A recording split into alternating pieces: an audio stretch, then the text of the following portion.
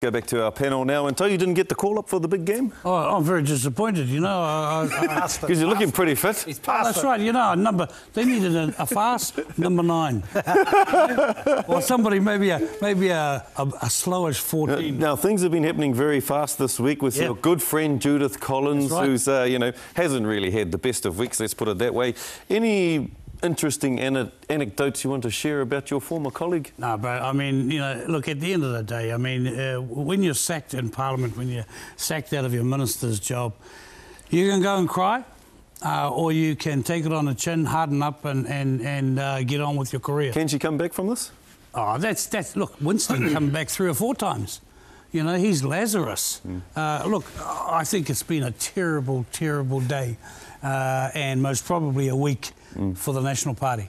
But what interests me and what intrigues me is that they really haven't gone down on the polls. Okay, they've gone down a couple of points.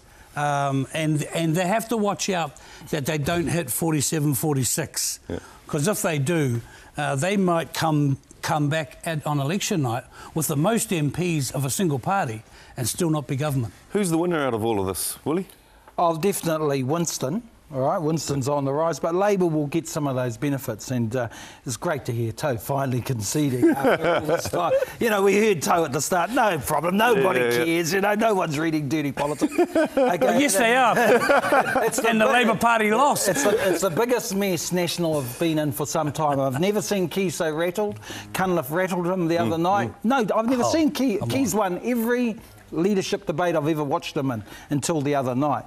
And Toe's right in a sense that the polls are not hugely affected, but the trend is there. The trend is there. There's still 3 weeks no, there's 3 weeks, brother. There's still 3 weeks to go, but what's happening... And is 3 weeks a long time in politics? Oh, look, 1 week's a long time. But what's happening at the moment, Scotty, is a lot of that vote's going towards Winston and the Conservatives. They're still not trusting Labor. Labor will be thinking, surely we're going to get some benefits soon. They've had a strong performance. They may not. They need to get to 30%, I believe, if they want to become the government. Now, you brought up the leaders' debate.